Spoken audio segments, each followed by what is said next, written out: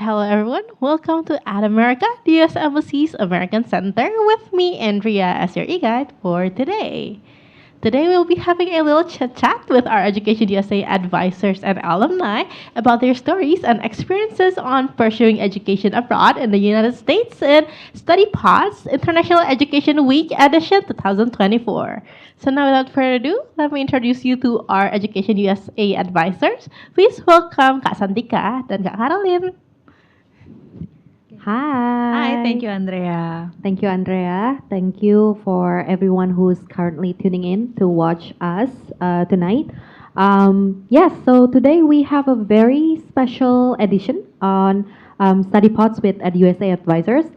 If you guys follow the previous episodes with Kak Caroline and me and two other advisors, Kak May and Mas Iqbal, then you know that we thought we had the last episode last time, but we decided to bring back this popular series with the special event this time because it's the International Education Week. We are also celebrating 25th year of Education USA on top of the International Education Week.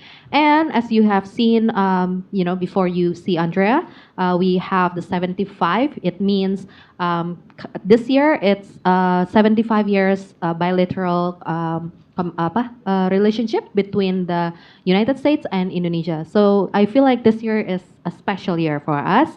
And this year, our theme for the International Education Week is Explore. So if you look at the e-poster, right, or our brief, why we have so many speakers today, joining from the online, the Zoom, and also in person, right here, that I will introduce you in just a little bit, is because we are exploring different types of program and whether that's degree or non-degree tonight. Gimana, Kak Olin? Oke, jadi mungkin kita langsung aja perkenalan dengan speakers kita ya. Let's go directly to our speakers. We will start introducing the one from the online first. All right, let's do that. We have Kak Irma, and then we have Shalina, right? Shalina, and then we have Mas Tommy.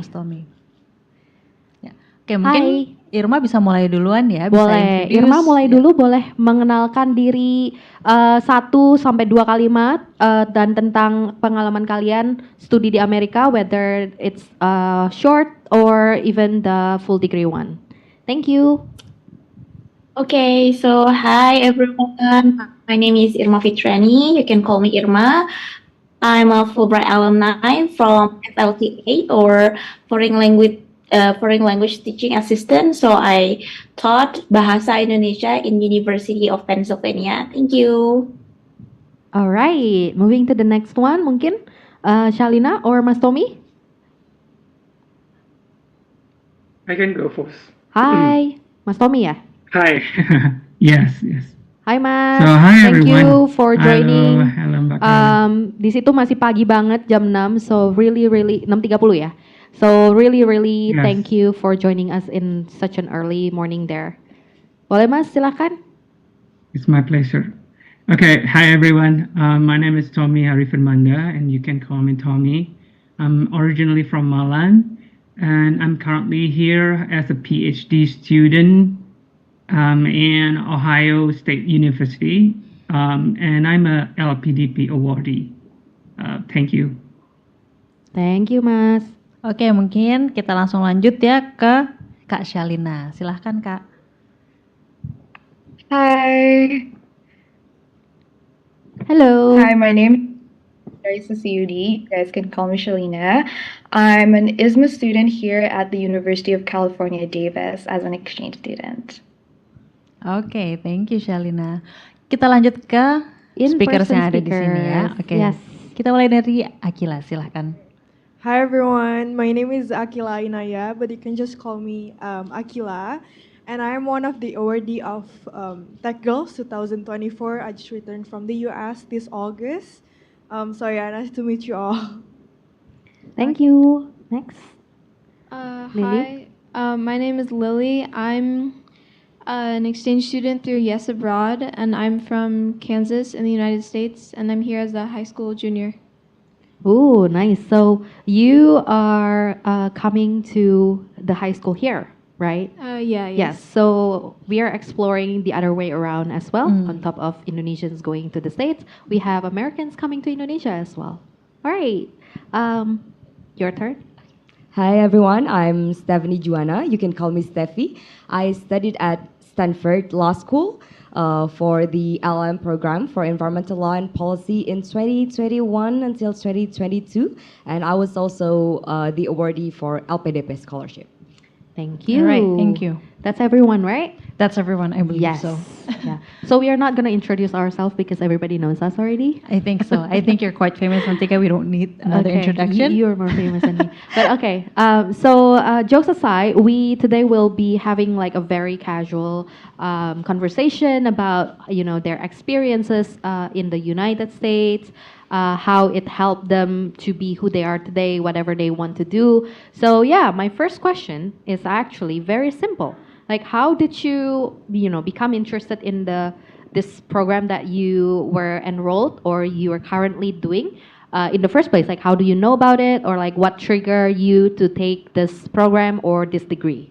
Who wants to volunteer? Maybe we should start from Steffi because she was the last. So go first. Okay. I think I had several considerations. The first one is the program itself, because I was trying to pursue an LLM, and most of the law schools in the US, they have a general LLM. But for Stanford Law School, they have a specific program for environmental law and policy. So that was a big consideration for me.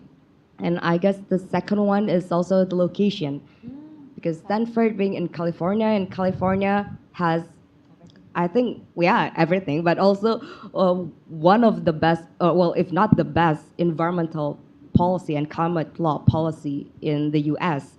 So I learned a lot about how the state of California actually addressed important environmental issues. And also the next one is the university and also the values that the university believes in. So Stanford, well, it's I think one of the best schools in the US. So I didn't feel doubtful at all about the quality or the credibility of the university, and also because Stanford upheld the value of diversity. So that is also very important for me. Yeah, I guess. Okay, we'll talk more about how she have zero doubt about going to Stanford after this. But yes, Lily, what makes you decide? Okay, so in the first place, in the Yes Abroad program, when you apply, do you specifically choose Indonesia, or it's just discussed after you got that? So you choose like sorry like I think up to three, and countries? you can put Ooh. them by your priority or whatever. Okay. And I think you can choose the countries for each program that you apply to. So what makes you put Indonesia there? So one of my best friends, her name is Caitlin. She is originally from Indonesia, and I grew up with her, and she would always tell me about it. So Wow. That's nice. That's nice. That's nice. Okay. So- So do you want to tell us more in terms of like, what got you interested in the first place in applying for this program? yeah. I've always been really, really interested in studying foreign languages and how people communicate and interact with each other. And I did virtual Nizhly Y Russian program, and that introduced me to the Yes Abroad scholarship. And I thought that's the perfect opportunity to learn more about other cultures. And yeah. Oh, amazing. So, if you're curious about the Yes Abroad, we also have KL Yes, Kenny Luger Yes, and that's the Indonesian high schoolers going to the US. Jadi yeah. itu kayak kebalikannya Yes Abroad, tapi konsepnya sama. Okay? So, I hope that helps you to explore more about Yes, Yes Abroad, KL Yes, right? Now, last from the in-person speakers or panelists, Aqila, so gimana? Kenapa kamu milih TechGirls? Kamu tahu TechGirls-nya dari mana? It's pretty rare, you know. Yeah, so first of all, I knew this program from Tech Girls Instagram because my best friend sent me the post. And Ooh. what makes me really interested in the program is because they really highlight the importance of empowering women. And because of this program really aligned with both of my interests, which is technology and business. So in the US, specifically in Virginia Tech University, I took electrical engineering course, and afterwards you will be sent to your host city. I got my host city in Texas, and I learned a lot about business field. I did job shadowing at multinational companies in Oracle in Oracle and other multinational companies. Oh, very interesting. So, how long is the program? It's pretty short, right? Yeah, 7 months? it's about 25 days, like Okay. 2 weeks in Oh, Virginia 2 Tech weeks? University, Okay. 5 days in like House City, and 5 days in DC for capstone event. Jadi itu benar-benar pack banget ya programnya. Iya, betul. Ringkas dan Padat. komplit ya. Iya, benar. Oke, oke. So let's go to our yeah. Zoom panelist. Okay, let's start with Mas Tommy kali ya sekarang. Okay, Mas Tommy, are you ready? Right. Yeah, sure. By the way, I think I'm become the most handsome person for this. Yeah, Absolutely correct. Congratulations. Absolutely. So Yeah, just notice it because all the speakers is women. So I first got interested in pursuing my PhD degree when I was doing my master's degree in Flinders University in Australia. I always knew that I want to continue my education to the highest level and eventually get a doctorate, when enable me to become a researcher and expert in my field. From 2017 and 2021, I applied of various scholarship to get this to reach this goal actually. And in 2021, I was lucky enough to receive the LPDP scholarships through the Disability Affirmations program, which allowed me to pursue my PhD degree in United States. I decided to study abroad, particularly in the US, because of better resources, experiences, support system for students with disability that I felt I wouldn't have these kind of services if I stayed or studied in Indonesia. And the opportunity to begin an environment with a strong support for students with disability, and in technology, even make me more excited to take this step. So, for your information, I'm a person with visual impairment. Thank you. Thank you, Mas Tommy. Oke, next ya. Kita mulai ke Irma mungkin. Silahkan Irma. So honestly, I know FLTA program from my friends who are also teacher at that time. So I was really interested with FLTA program because this program is very unique, because when you apply for the program, you get opportunity to teach in the world-class university, also studying there at the same time. Also, I've never been to any foreign country previously, so I really want to gain some international exposure so I can share with my students. I was a teacher at that time, and after I learned about the program, I also learned that FLTA really fits with my background as a teacher. So because of that, I'm really interested and I apply for FLTA. Oke, thank you Irma. Mungkin sebelum lanjut ke Shalina ya, if you guys realize Irma has an Education USA background, that's because Irma is our latest addition to the team. Irma is the newest advisor. She is based in Samarinda, whose center is going to open next month ya, in December. Jadi kalau teman-teman semua di rumah yang menyaksikan mungkin tinggal di daerah Kalimantan atau sekitar Samarinda, nantinya bisa ketemu Irma secara langsung untuk konsultasi tentang exchange programs atau mengeksplor tentang program-program lainnya yang ada di US gitu, oke? Yes.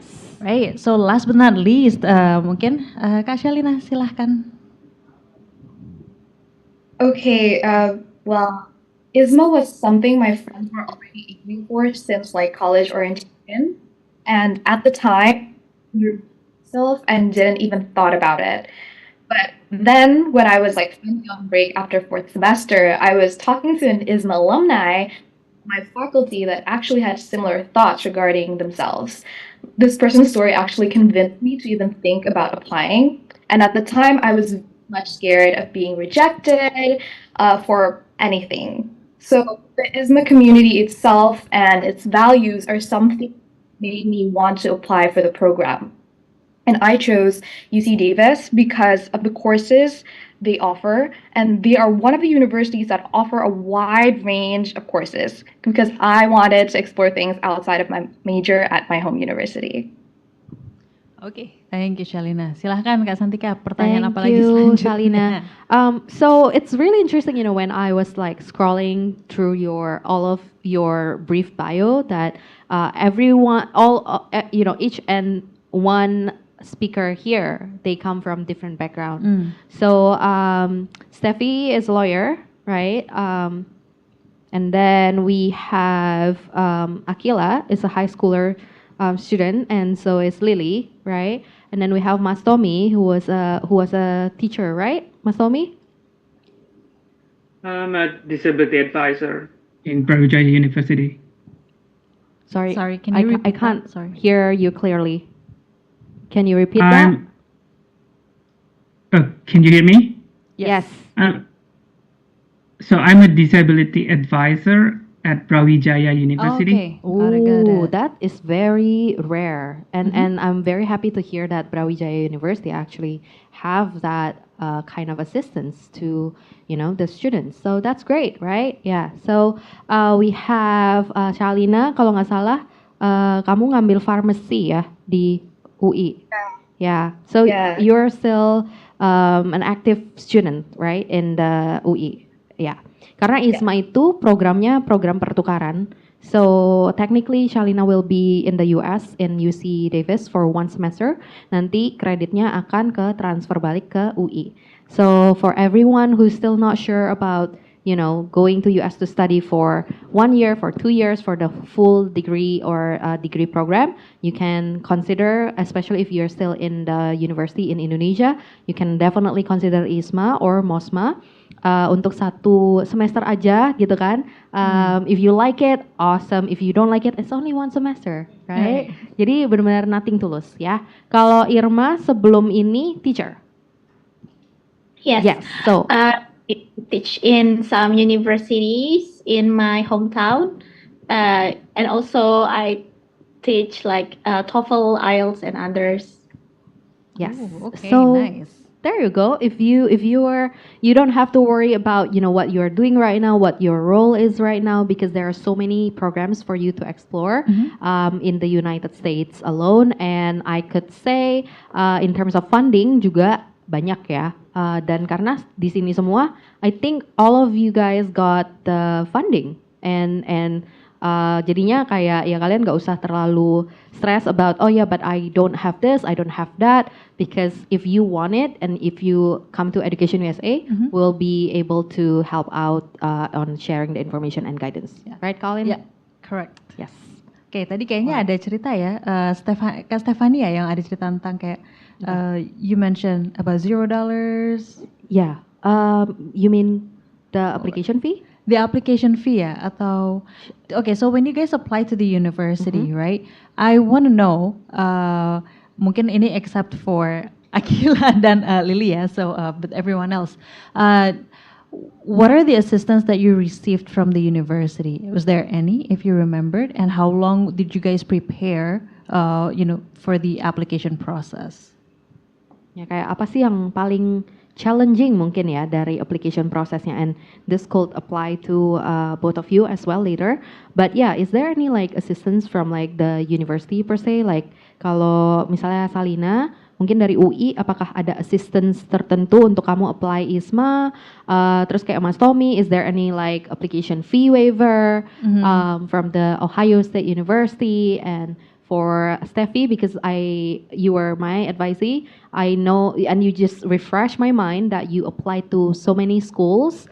Jadi Steffi apply ke kayak 6 atau 7 universitas. Oh, that's a lot. Ya, dan itu kan application fee masing-masingnya lumayan banget ya. Jadi mungkin if you could share like some tips, mungkin kayak untuk meminimize cost atau initial investment gitu kan, that would be great. Ya, mau start dari mungkin Shalina dulu, dari support dari UI atau dari UC Davis-nya apa dari ISMA-nya gimana? Okay, so sebenarnya kalau misalnya dari UI sendiri, financially I do not get any support, but there is like a few programs that my international office offers for like people who are doesn't have enough finance for like English proficiency tests. Like IELTS is quite pricey for some people. Duolingo English test is also pricey for some people, and you can like apply there, and like we will then reimburse you if you get accepted. Then from UC Davis itself, I do not get any assistance too, but from ISMA itself, I get fully reimbursed for everything. Living costs here, the tuition fee. I also get like settlement allowance, and for the registration fee, there's no registration fee at all. But then you would have to like the documents fee and everything. IELTS is pretty expensive. You'd have to pay for your own visa first, but then it does get reimbursed. So there's not a lot of fees in ISMA. That's awesome. So I always tell people it's full, but I don't even know to which extent it's full. So technically, even the application is free.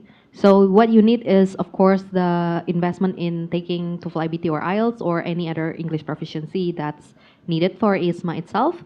Dan kalau misalnya universitas kamu kayak Universitas Shalina, you can even ask for like support from the international office or something. So that's great. Okay, move on ke mungkin Irma atau Mas Tommy dulu. Irma dulu mungkin, kayaknya udah siap. Okay, so when I applied to FLTA, actually, the program gave us some list of the university. So when I applied, I got 5 options. They were Columbia, UPenn, Ohio State, Colorado, and NIU. So we need to research the university, and the university will pick us based on their preferences, based on our background. So basically, every process that I encounter in choosing the university is free, and because this is also Fulbright program, Fulbright helped me a lot about the list of the university. They gave me like what is this university specialty, kind of like that. But I need to do my own research to find my best fit in the university itself. Yes, the beauty of Fulbright, they take care of everything, almost everything, except maybe your packing your stuff. Jadi intinya kalau Fulbright itu application-nya kan juga free ya, karena memang itu lembaga yang memang non-profit juga, kayak LPDP gitu kan. Jadi semuanya gratis, cuman mungkin Kak Irma diminta tes TOEFL, IBT atau IELTS atau segalanya, itu di reimburse ya nantinya apa gimana? Atau part of the prep? Kalau IBT sudah termasuk ke program Fulbright-nya, jadi kalau misalnya kita lulus wawancara, otomatis kita dijadwalkan IBT. Nah, IBT-nya juga spesial karena bisa 2 kali. Jadi kalau misalkan kita nggak pass sama standar score yang diminta sama university, kita bisa retake score-nya.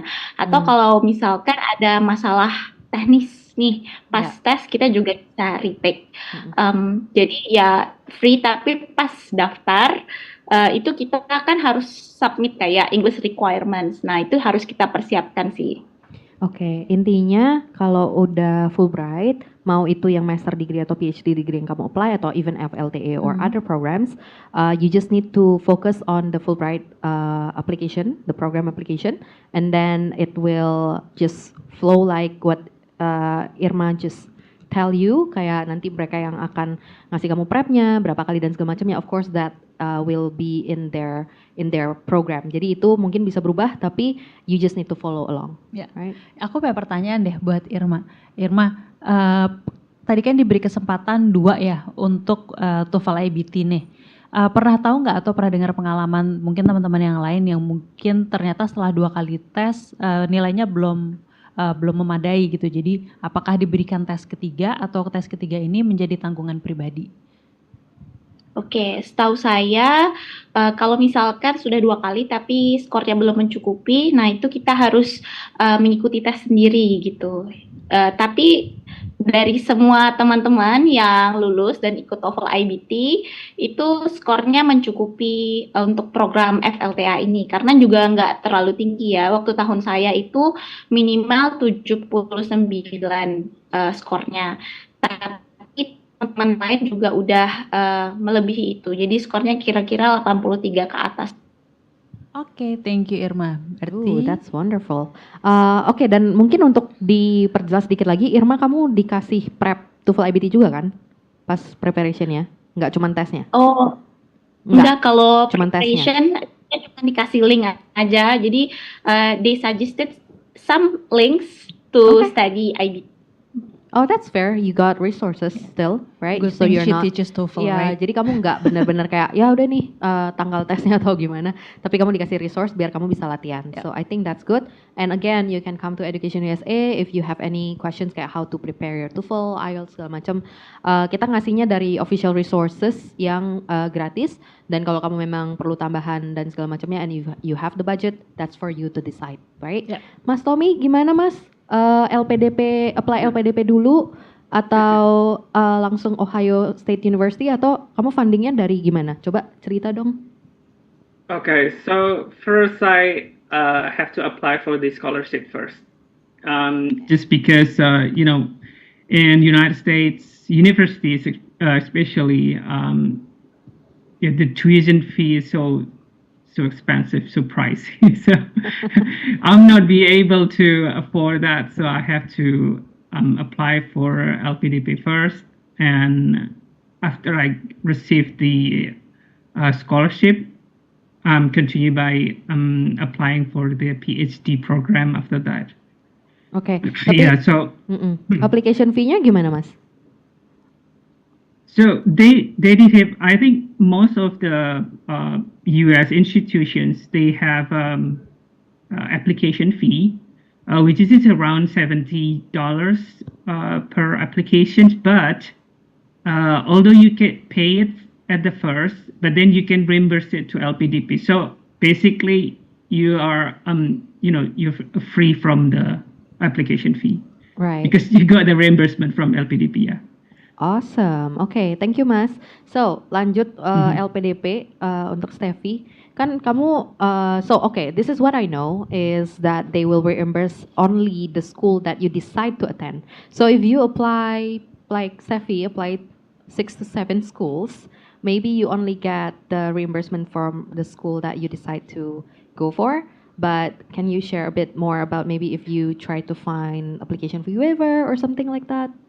Yeah, so mungkin for the background first, Yes, why please. I applied to multiple schools. Yes.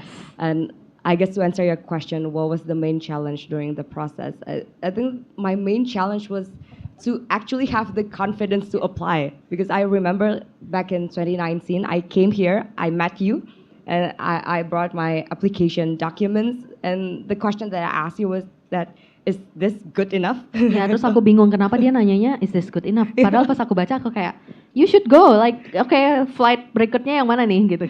Yeah, I was really nervous about the application, so that's why I applied to multiple schools. So my strategy was to tebar jaring aja, and then hopefully I'll get one letter of admission. Kaitannya dengan LPDP, and yes, so LPDP only reimbursed for the application fees only to the school that I actually went to. So in other words, sedikit rugi di situ because I didn't get reimbursed for the other 5 schools that I applied to. But the good thing is that LPDP ada fee pre-departure preparation fee, something like that, and you can use it for anything. Okay. And because I didn't have any like specific needs to use that fund for my pre-departure, I used that to actually cover the cost for application. my Oh, application. that's nice. Yeah, so, but Okay. but the challenge is that for me, I had to pre-finance that. Yeah, of course. it- Dan itu lumayan ya, kayak Yes, kalau yeah. kita pukul rata $50, tadi kan Mas Tommy it's bilang 70. actually 80 Ada yang $80. 80, Yeah. ada yang 70, ada yang 80. Jadi it ranges, I usually tell my advices berapa? 50 sampai 100 ya? Yeah, 50 Yeah. to 100. So it's a range of 50 until 100 if it's a graduate programs. Untuk S1 beda lagi. Jadi ya kurang lebih akan lumayan ya kalau kamu apply to so many. Cuman with Steffi, I think the satisfaction, correct me if I'm wrong, is when you got multiple LOAs. Jadi kayak lebih tenang dan kayak tinggal calmly assess like which one is the best for you and everything. So yeah, we'll round back to that, but thanks for sharing the toughest part. So for Aqila and for Lily, cost-wise, I think it's all covered, right? Because it's fully funded short-term exchange / program.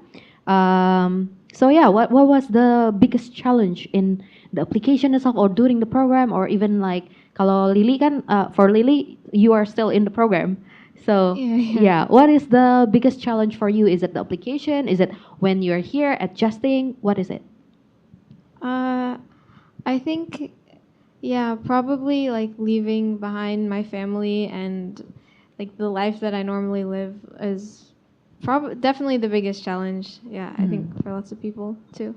Right. But do you love the program? Yeah, I Okay. really like it. Okay. Aqila? Nothing much sih Kak untuk application-nya. Menurutku Okay. paling challenging itu interview karena cuma 15 menit. Oh. Jadi lumayan sulit ya untuk show off, untuk ya intinya ngenalin diriku ke interviewer, gimana caranya ngeyakinin mereka untuk pilih aku itu lumayan challenging. So I try to answer the question as straight as possible dan ya jawabnya direct aja. Untuk di sananya, honestly aku nggak experience any difficulties Kak. Mungkin makanannya kali ya kurang spices gitu. So you don't really eat rice or what? Because that was the case with me. Nanti Kak Olin coba share deh pengalaman Kak Olin. Iya bener, jadi di dining hall itu sebenarnya ada nasi, tapi mereka kadang masaknya jarang kan? Iya, masaknya mungkin kurang empuk atau gimana. kurang pulen. Kurang pulen. She is very picky about her rice. Okay. Iya, jadi aku selama 1,5 minggu, 2 minggu tuh makannya kentang. Yeah, Kentang goreng. potato is like the substitute of rice. And one thing that's funny that I learned in US about food and everything yang related sama makanan itu kayak pakai garpu jadi sendok juga, right? Bener. Because it's rare to find spoon. Yeah. For me, I don't know. It was just me or It was gimana? awkward for me too Right? in the beginning. Yeah. I think. But it was I fun. guess it's different for Lily because she comes here from the US. If you maybe later off the record, if you can tell us kayak if you can tell us about like why like fork is maybe more common, we will be very happy about that. But yeah, that's what we kind of like experience in the States, and I'm happy to hear. I think a lot of us, or if not all of us, had a pleasant experience, and Lily as well. Like she likes being here, so you were in high school in Bogor, right? Yeah, yes. Yes. So yeah, the weather is different and everything, and I'm glad to hear that you like it here. All right, and then the next question, if Kaolin wants to add anything else before the next question. You can ask first, then I have some questions. Ooh, okay. She's skipping it for now. Okay. So I was curious about the timeline, but I guess I kind of figure out a little bit about that. About like if you apply for the like scholarship first or the school first, and I think that only applies to Mas Tommy and Steffi. For Mas Tommy, he already shared that he applied for the LPDP scholarship first, and for Stephanie, you were the opposite, right? So she applied for the schools first, got the multiple LOAs, and used the LOA for the LPDP PTUD, yang peringkat tinggi utama dunia. So if you're not familiar with that, you can go and search it up, and if you have more questions, you can come to us, okay? All right, next question is, what did you learn or gain from the experience in the program? All right, who wants to start? I think Steffi wants to start. All right, Steffi. I think the first one, studying abroad is a very it's a very special experience, and it was also scary at that time. I think, yeah, but also because I think people at Stanford, they're all very smart, so I felt like I don't belong here. Like I felt an imposter syndrome because it's crazy to think that each year they only accept like 15 students from all over the world for that program, and I'm one of them. It's crazy to think about that, and sometimes you wonder maybe they made a mistake. Yeah. Mungkin Stephanie lain kali ya, Yeah. gitu kan. Yeah, so it's a very special experience for me, but then I realized that everyone is feeling the same. Like all of my friends, they are also feeling an imposter syndrome. So I guess it's a different experience when you think that there are a lot of people to help you go through all those challenges, and di sana orangnya baik-baik banget. We studied together, and basically we do everything together because they are basically my family there. Yeah, yeah. And also, so one special experience for me is that I actually this journey led me to my husband. So Okay. so that is one big plus for everyone who is considering on applying for studying abroad. Probably berangkat single and then you can go home with a ring on your finger. There's a joke about that in the internet, and I saw it, and I was like laughing so hard about it. But it's actually kind of like daily occurrence. Like you just never know who you will True, meet it's and everything. But yeah, I think academically we already know it's very challenging. But I just learned from Steffi just today, even though we know each other for like from 2019. Jadi Steffi itu keterima buat 2020 because of the pandemic. She had to postpone, and she was initially given the 2022 enrollment atau deferral gitu kan. Tapi tadi dia cerita ke aku kalau 3 bulan sebelum yang kelas 2021 itu dimulai, dia nanya lagi, boleh nggak aku attend-nya yang 2021? And it's a case by case thing, right? So you never know. You can be proactive. You can ask. Because in US, it's holistic. They don't have like a very rigid rules for everything. They will consider and they will listen to you. So they actually say yes to that. And she went on 2021. And I think that's the memang timingnya kamu gitu.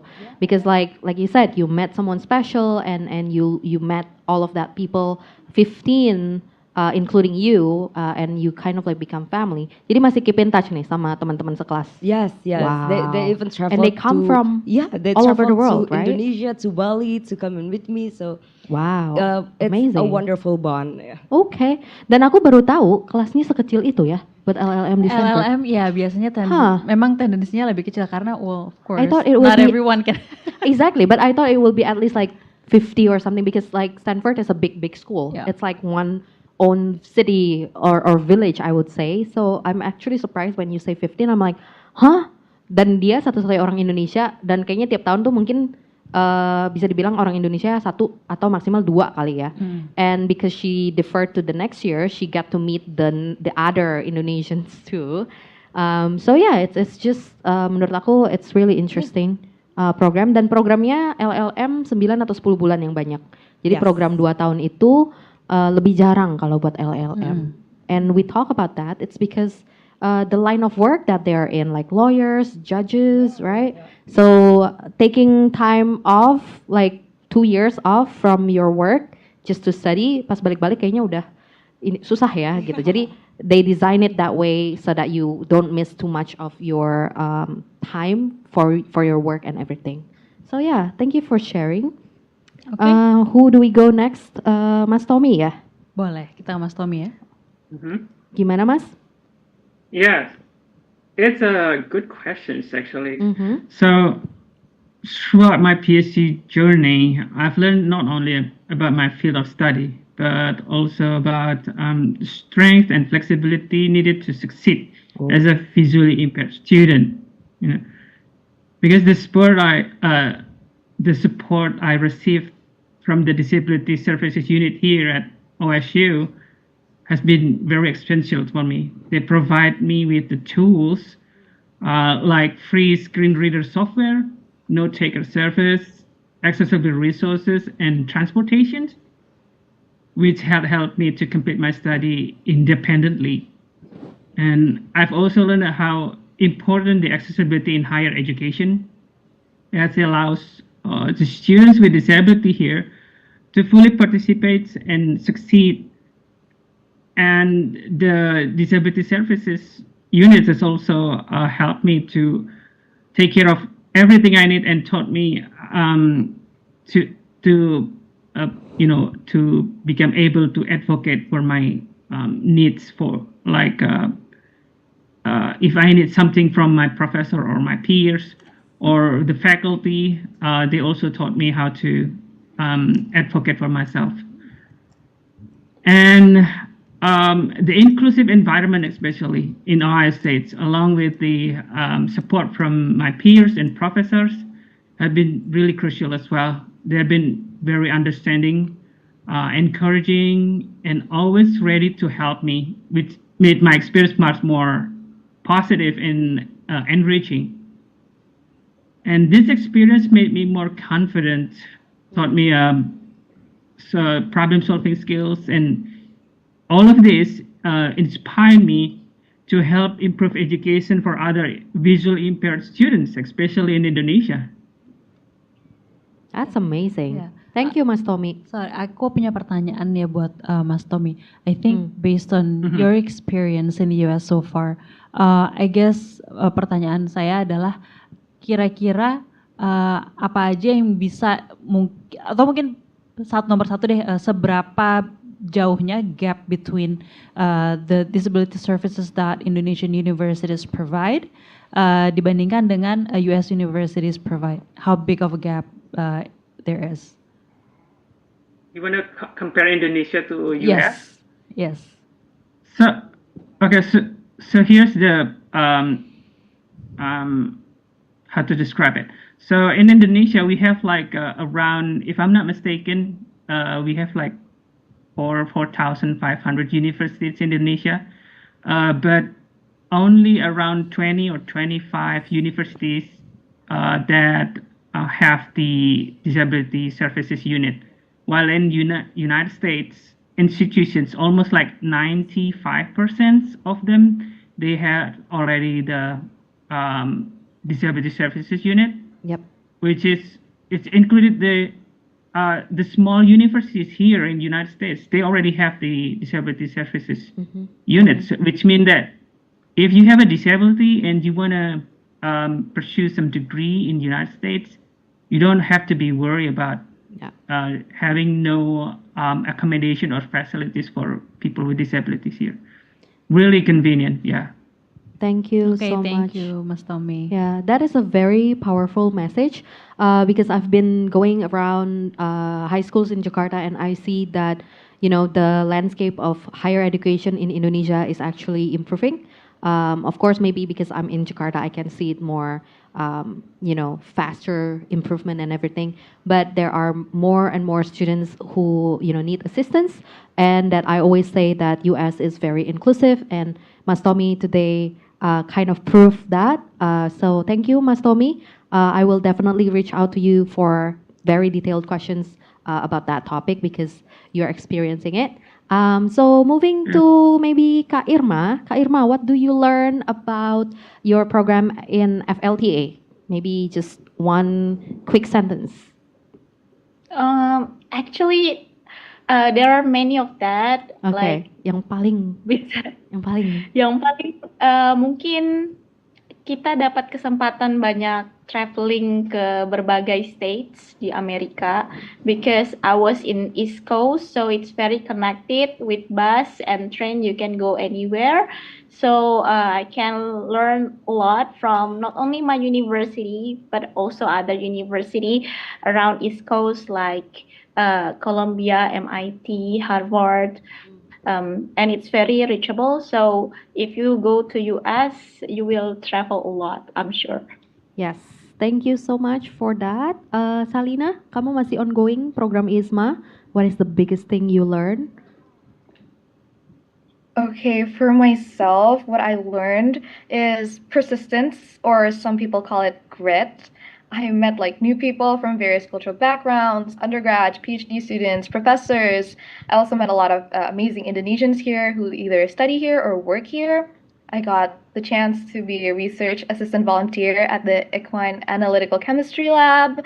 So I experienced the lab differences from my home university and the labs here.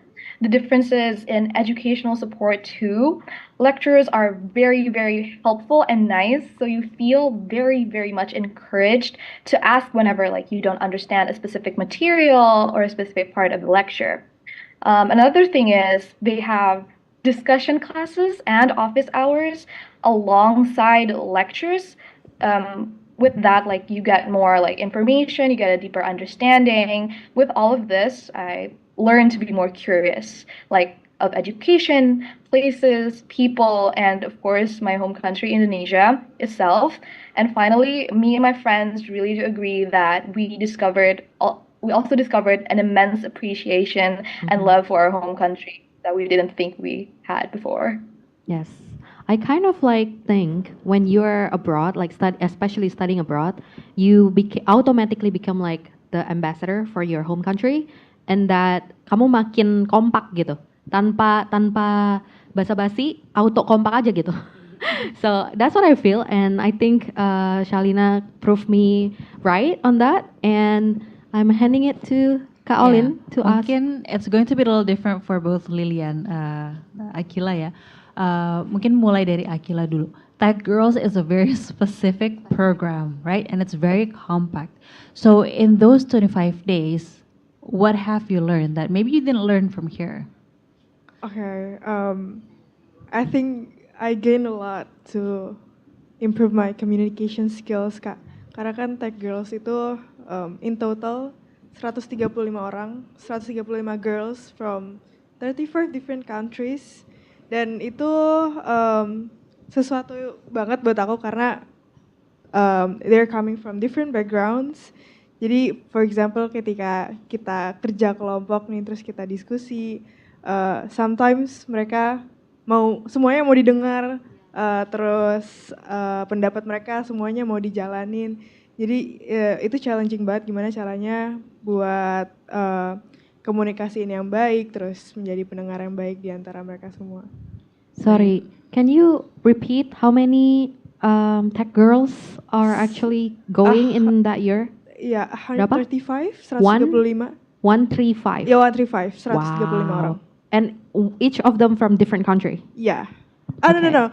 135 orang dari 35 negara. Jadi each 35. country send about 3 girls. Ooh, Yeah. okay. So basically, in short, you've learned how to communicate. You learn how to, I guess, be a better listener, to compromise, and understand people better.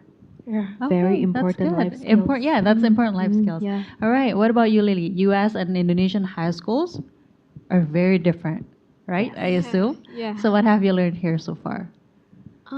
I think probably the biggest thing I've learned is I'm kind of getting out of my comfort zone and being more independent and talking to people. I think I've gotten a lot better at like social skills and stuff because I have to constantly interact in ways that I'm not comfortable with.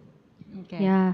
Well, you are on at America stage, so that proves that you have improved so much. That's why you're here.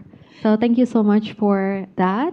And do you want to add 1 or 2 words on the things that you learned from US, or you're good? I think also like the dynamic in the class is different. For the bachelor degree, I went to university here in Indonesia, and the interaction between the professor and the students is different there in the US, and especially because my program, the environmental law and policy LM program, is very small, so we have a lot of discussions in class. And it helps a lot actually untuk bisa lebih memahami apa yang diajarkan dengan diskusi-diskusi itu dengan professors and also the other students. Thank you. Tadi Shalina ngangguk-ngangguk, yes, and she really agree with that. And one thing that I always tell advisees, like how different is the the classroom experience, the student life experience, is how they measure your your performance, like your success gitu. In short, in the first day of class kamu dapat silabus gitu kan, itu breakdown, kamu attendance berapa persen, nanti tes atau quiz atau apa itu berapa persen, group paper, individual paper, research paper, capstone project kalau ada, atau presentation atau segala macam, itu semua ada percentage-nya. The total that leads you to the 4.0 or your target, itu kamu perlu berapa persen, itu semua di situ.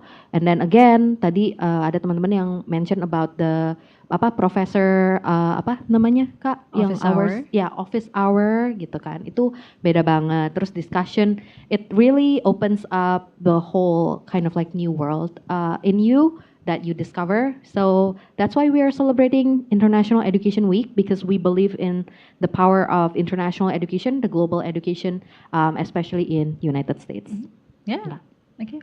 Okay, so let's move on to the next question. So what do we have, Kak Santika? I don't think I have more question, but tunggu, ini could you share some tips? Oh, this is for closing. Okay. Kayak tips terakhir gitu. Tips Yeah, I think terakhir. we are in the right time.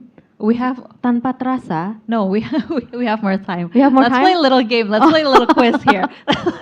We still have more time. We have more time. This is the Oh, special. usually, It's right. longer. Usually it's 1 hour, guys. So sorry. Okay, so I yeah. have a few questions. You guys can all answer at the same time, yeah, on the count of Okay. 3, right? Okay, so everyone ready? Right. So Ready.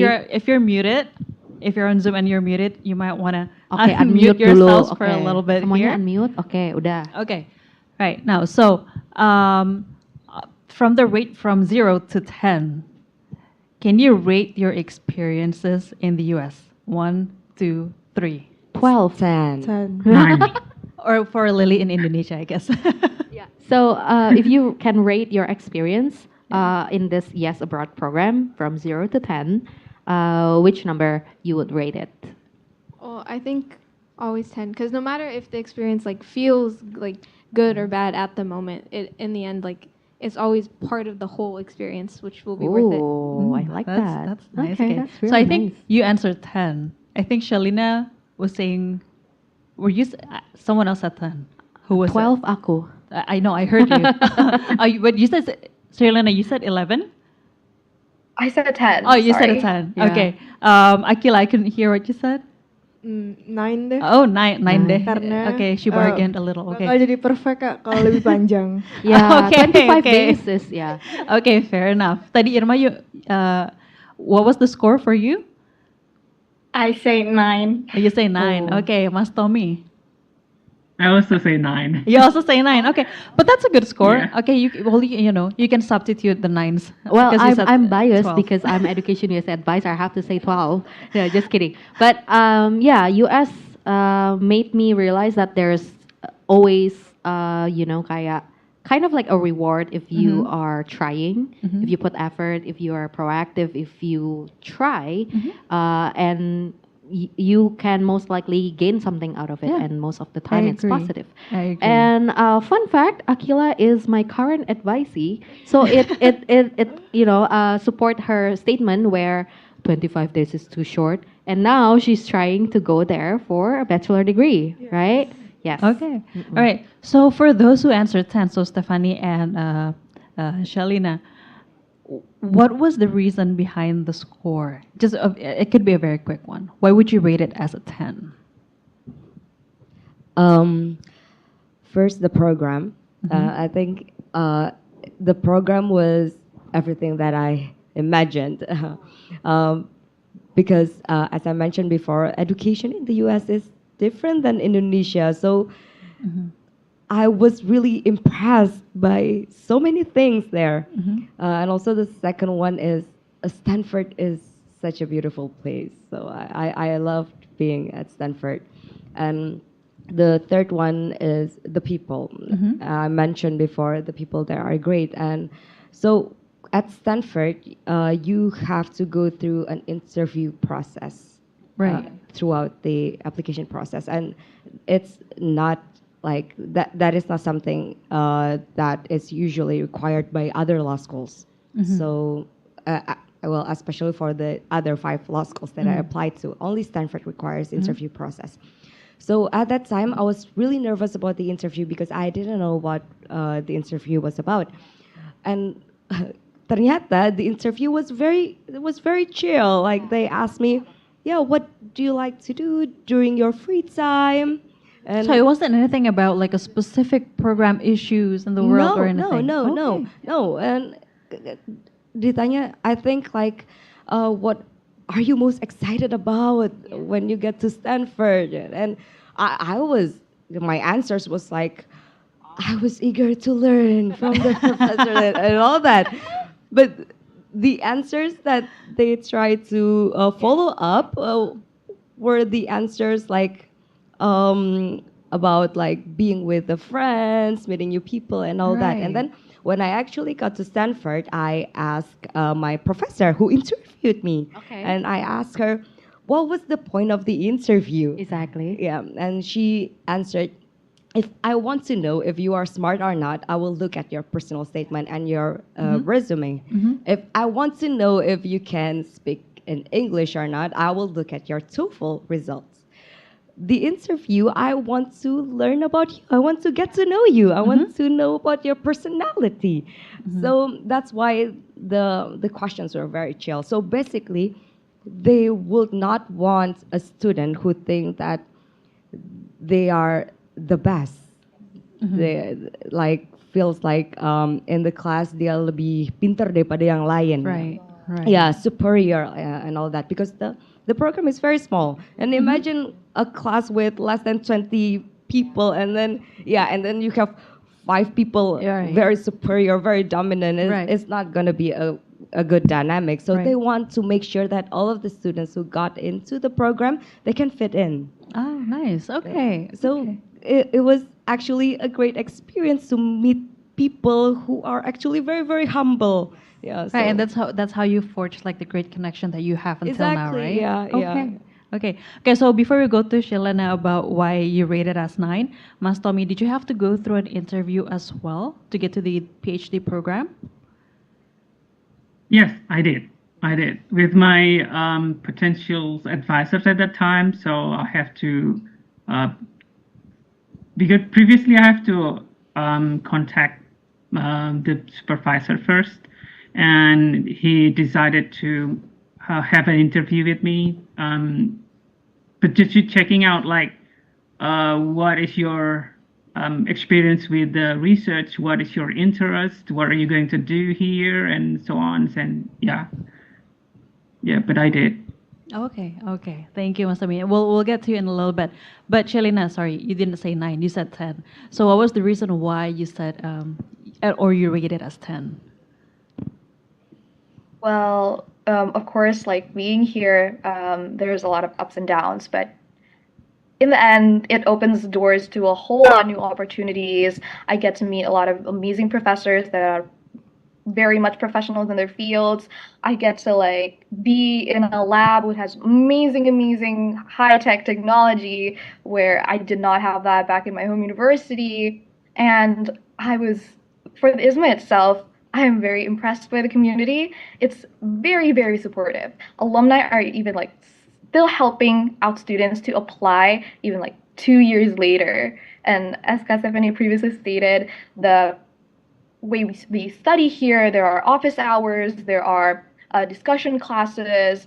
Those 2 things besides, on top of lectures, really help like students to get a deeper understanding. The difference in curriculum is very much amazing, and I really think it's something that us Indonesians can probably like adapt someday, probably, because maybe some people need that very much structured learning. Okay, thank you, Shelena. Okay, so let's go to Mas Tommy, who mentioned that he rated his experience as 9. So Mas Tommy, tell us more about it.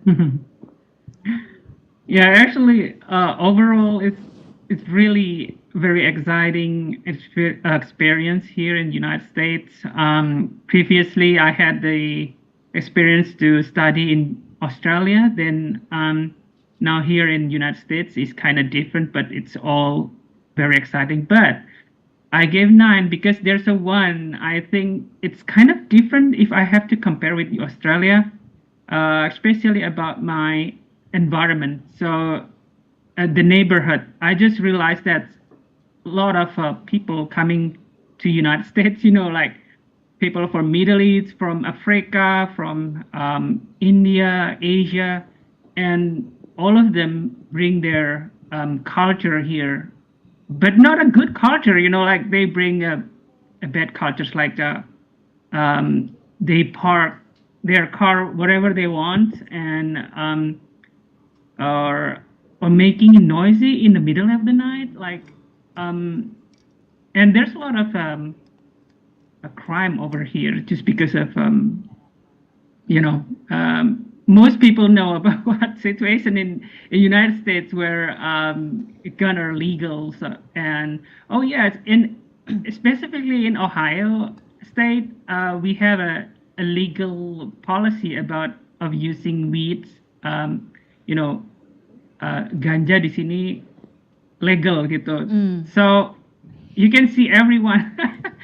Mostly, a lot of people smoke that weed. So I feel like it's kind of different when in Australia there's no such kind of behavior. So yeah, I'm gonna put that as one point that might be negative for the experience to study in the United States. Okay. Yeah.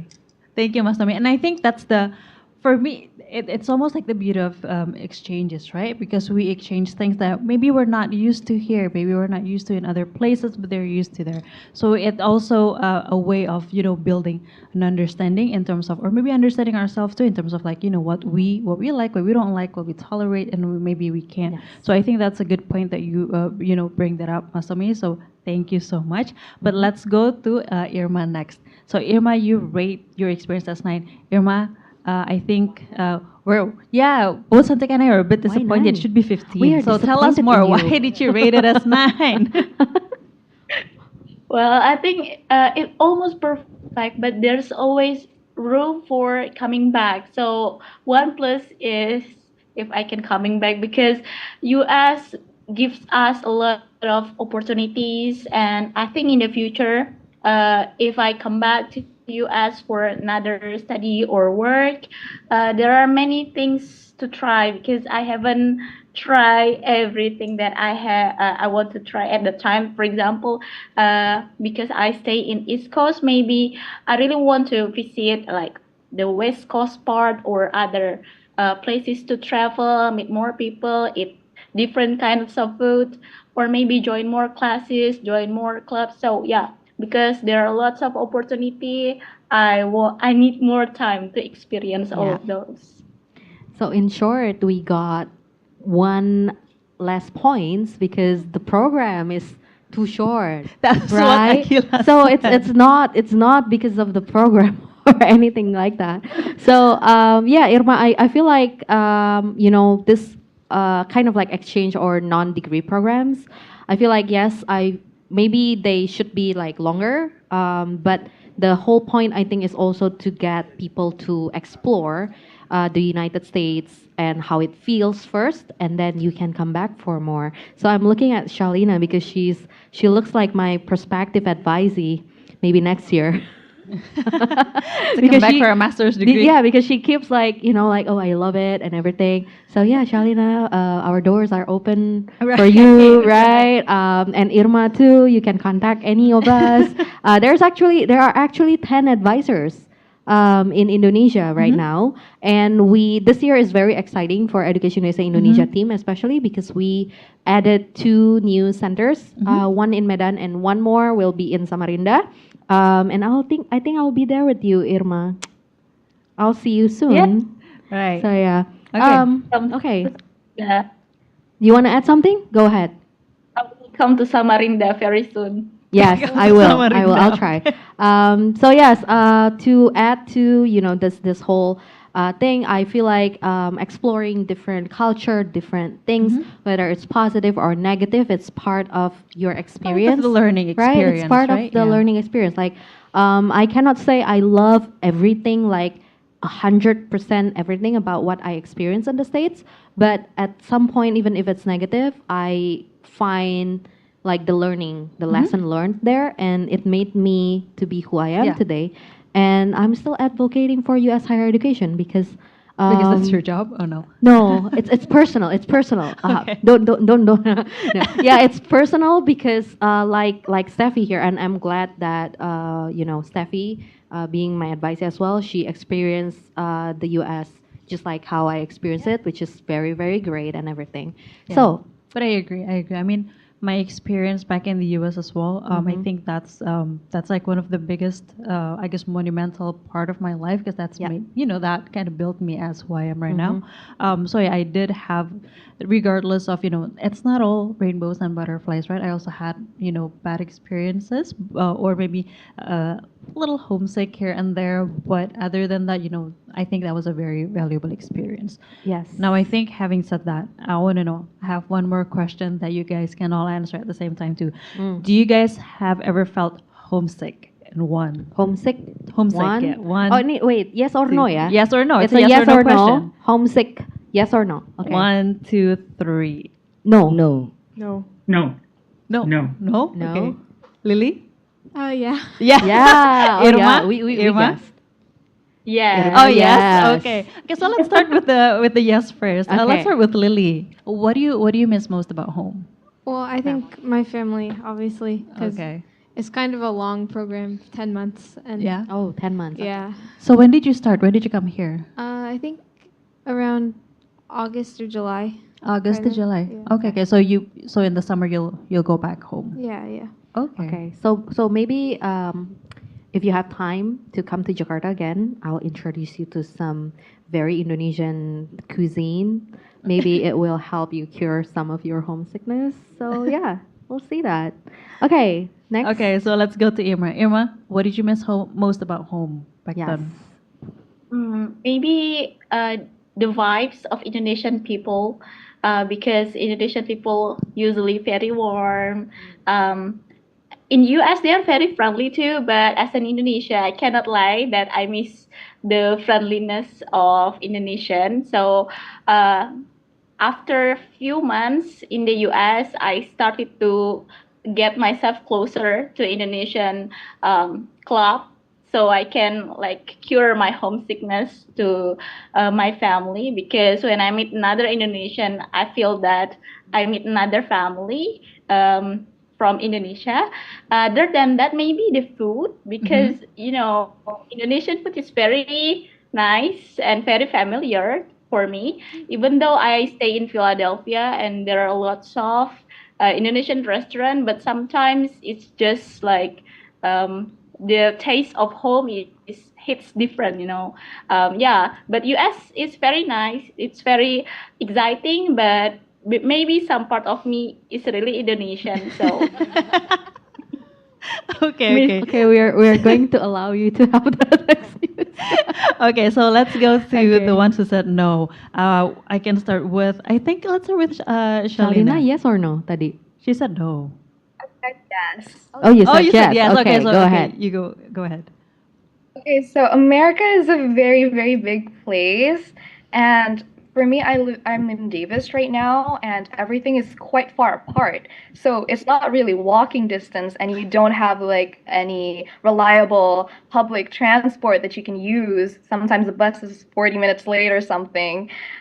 So it's not really walkable distance, and I just miss the convenience in Jakarta, where I'm from.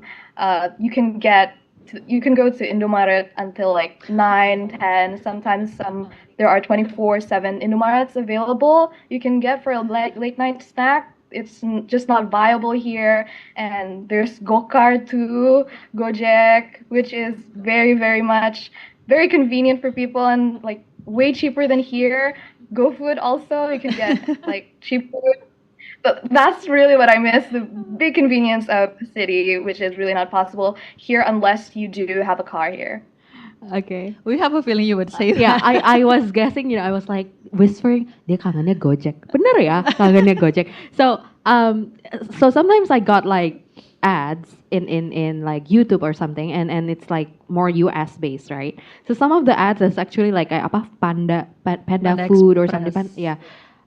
So they do have like GrabFood or GoFood or something like that, but Oh, it's right, just right. in Food the, Panda. in the Yeah, food. yeah. There you go, Food Food Panda or GrabHub or whatever. So it's actually there, and actually it originates from the States, those startups and ideas, right?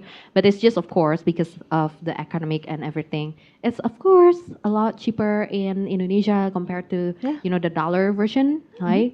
But I would say enjoy, because your program is pretty short. It's one semester. And it's a fun yeah. fact. It's true that Right? GoFood is GoFood. actually inspired by Food Yeah. Panda. Yeah. The Uber, guy, Grab, the Indonesian guy who created or founded GoFood specifically, Yeah. was a friend of mine back in the States. Oh, Yeah. okay. So yeah. I mean, and he So it mentioned was inspired by that. He said There you he go. was inspired by Food Panda, but at the same time, he was like, we have millions of Yeah. object drivers here. Why not we utilize Yes, them? So yes. yeah. So that's how, I guess that's how you merge ideas, right? Yeah. What's available in the US and what's available here, merge them together. Maybe we create something new. Yeah, and it's very interesting that, okay, again, in the states there are 50 states, right? And each of the state have so many cities, suburban and everything, right? So my experience is a bit of an opposite with Shalina in terms of like the public transportation. I think both you and I, we were in this Washington state, where the public transportation in Seattle area is pretty nice, right? Unlike California per se. So if that matters to you, what Education USA advisors do is also asking you those questions like, what matters to you? What are you looking for in your program, your university, your environment, you know? Some advisees are more comfortable if they know there are Indonesian communities there. Some of them are the opposite. Some of them find public transportation is very important, right? Because they love it or because they need it, and things like that. And so, yeah, I always tell them like, you need to look for what you're looking for. In your case, Shalina, maybe you have very limited options in ISMA, right? Like very short list. Hopefully it will grow. Yeah. But yeah, the public transportation differs from one to another city. And I can say because Indonesians tend to be lebih kompak again in US kayak auto kompak. Usually those who have the means of transportation, kayak misalnya mereka punya mobil apa gimana, they usually offer themselves, right? To like, hey, do you need anything and everything like that. So yeah. That's All right. a bit weird. So let's go to the ones who said no. I think Who said no? Steffi, you said no. Mm-hmm. Yeah. Okay. Yeah, so I said no too. Please tell us. Kita dua ya yang said no ya. Sisanya yes. And no, Aqila said no. Oke, Aqila said no. Oke, Aqila dulu. Kenapa Okay. nggak homesick? I think I feel like I found new family there. Kayak dari 135 anak itu pasti ada aja yang deket banget gitu sama kita. Oke. Ya. Terus per kelas kebetulan aku ambil electrical engineering class dan di situ ada 4 pendamping, mereka Native American dan setiap hari mereka check up on me kayak perasaannya gimana, kondisi kesehatannya gimana dan ya kebantu banget di situ kalau emang lagi nggak baik-baik aja. Right. Bisa curhat ke mereka. Okay. Terus kalau emang lagi homesick banget pengen ngobrol pakai bahasa Indonesia, yaudah aku Udah ada ketemuan temennya. sama temen Indonesia aku di dining hall gitu. Oh, that's nice. So, okay, ini teknis banget karena aku penasaran dan kita jarang banget ada panelis dari TechGirls, right? Jadi tadi kamu bilang engineering? Electrical engineering. Okay, so TechGirls itu spesifik ke STEM ya, kalau aku nggak salah. Jadi, if you have a background in STEM, kalau yang belum pernah dengar STEM, science, technology, engineering, mathematics, right? Anything related to that in your high school experience, mungkin kamu ngambil kelas IPA atau gimana, then you can apply for TechGirls, benar ya? Betul. Terus habis itu tadi kamu bilang ada 4 kayak pembimbingnya, and they're Americans, so is it like satu orang di-assign untuk ke berapa aja murid, atau kayak TechGirls, atau kayak bebas, kamu kayak wanna meet which one? Oke. Jadi TechGirls itu over 4 kelas. Ada civil engineering, electrical engineering, science, and environmental engineering. Right. Ya. Okay. Terus dari satu kelas itu ada 4 pembimbing gitu Kak. Okay. Iya. Oh, that's a lot. Berarti totalnya ada 16 dong. Iya. Right? Betul. But you can find any one of the 4 in your class specific. Oh, that's nice. Okay. Aqila, aku mau nanya, selama kamu di sana, kamu tinggal di dormitory sekolah atau ada host family? Yeah, I was about to ask that. Jadi programnya tuh ada tiga lah, bisa dibilang 3. Yang satu course itu di Virginia Tech University. Aku tinggal di dorm di sana sama roommate. Satu room itu 2 orang, kebetulan roommateku dari Peru.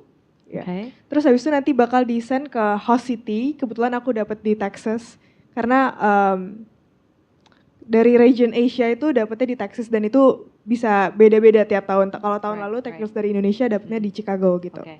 Nah setelah dari situ baru kita ke Washington DC, itu tinggal full di hotel. Oh ya, lupa, untuk di Texas itu aku tinggal sama host family. Oh. Yeah. Okay, so you experienced dormitory life, host family life, and hotel life. Basically, every traveler life. Oh wow, it's very short but very sweet ya. Menurut aku kayak you get a taste of everything. I think so. That's nah, nice. mungkin yang kamu bisa share sedikit lebih lanjut ya, karena banyak orang tua di Indonesia tuh yang kayak kalau nggak ada host family, aman atau enggak gitu. Terus gimana sih tinggal sama host family? Maybe you can elaborate a little more on that. Okay. Aku kebetulan. Oh, nanti Shalina juga mau share ya. Iya, tadi aku gitu. I was about to ask Shalina after this. So. Okay, let's start with Aqila first. Aku bersyukurnya dapat host family yang emang pengertian. Dari awal itu mereka research dulu tentang Indonesia, tentang background aku as a Muslim. Kayak Muslim tuh larangannya apa aja dan lain-lain. Terus pas aku baru datang banget ke rumah mereka, itu aku kayak diinterview dulu.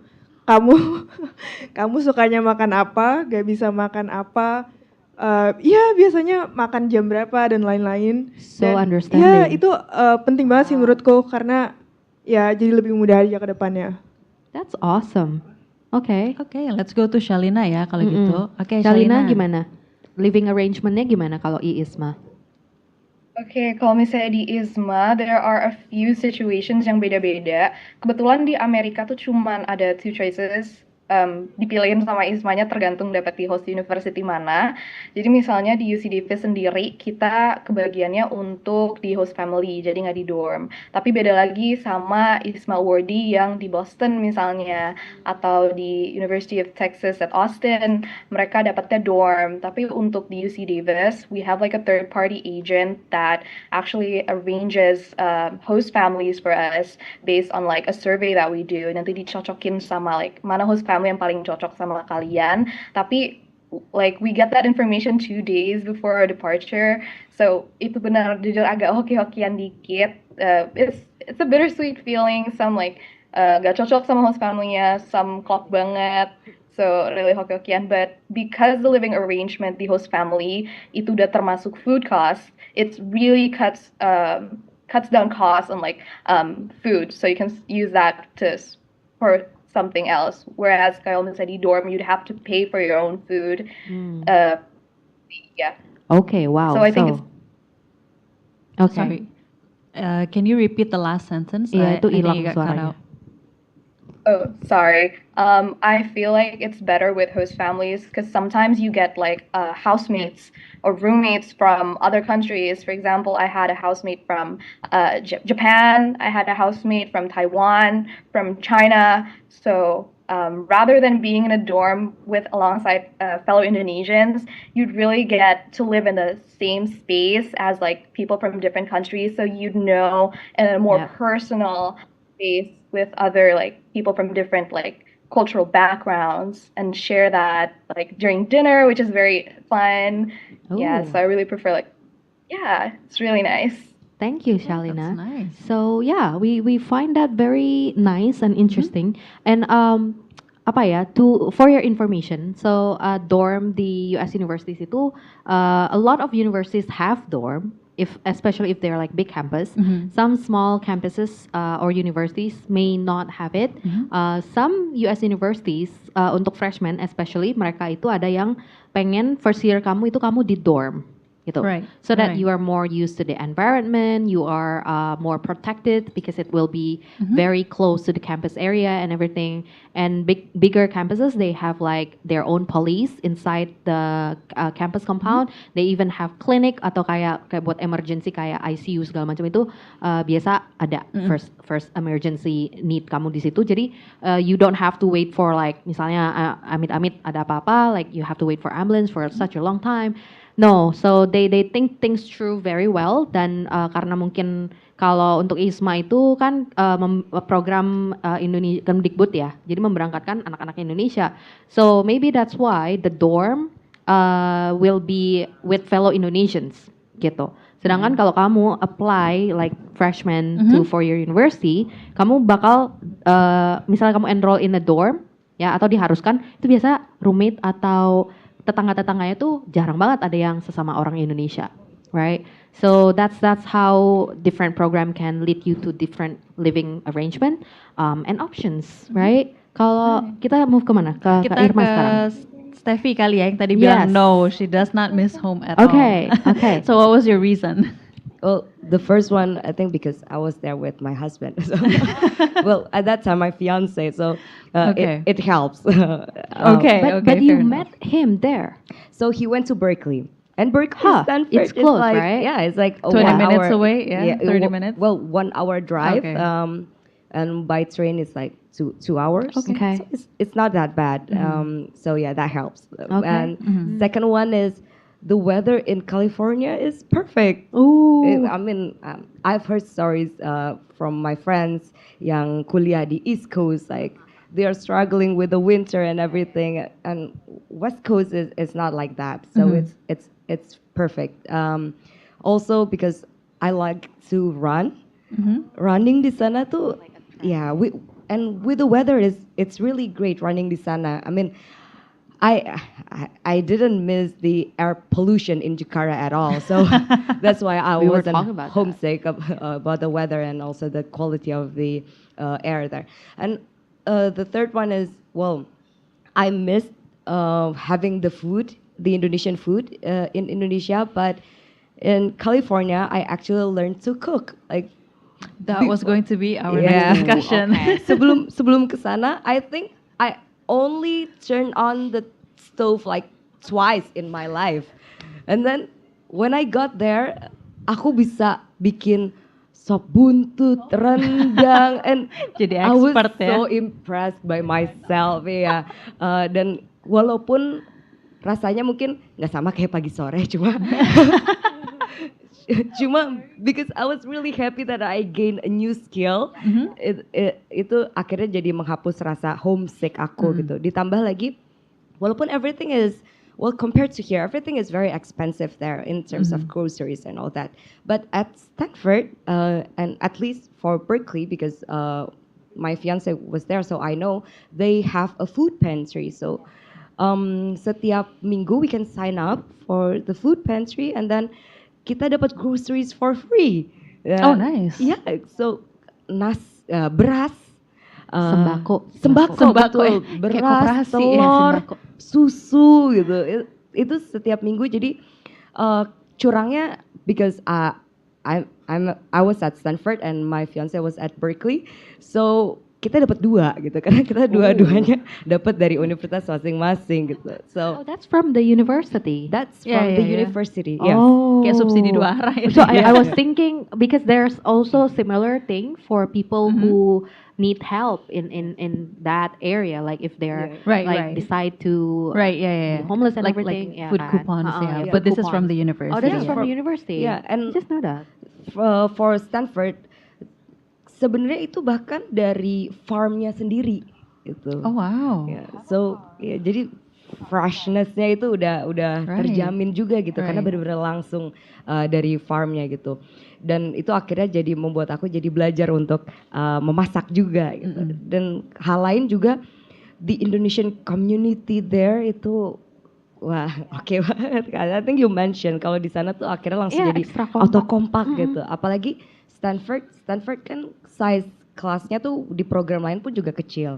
So the Indonesian group at Stanford is not as big as other schools. Jadi kita kenal satu sama lain dan sometimes I think you mentioned that sometimes kita ngajak ketemu cuma buat ngomong gitu.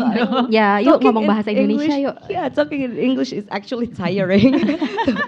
So, jadi cuma pengen untuk ngomong bahasa Indonesia aja gitu. Itu akhirnya kita jadi ketemu dan kita akhirnya jadi deket banget sama satu sama lain karena we all live in campus gitu. Dan ditambah juga outside of the Indonesian community because I'm a Muslim.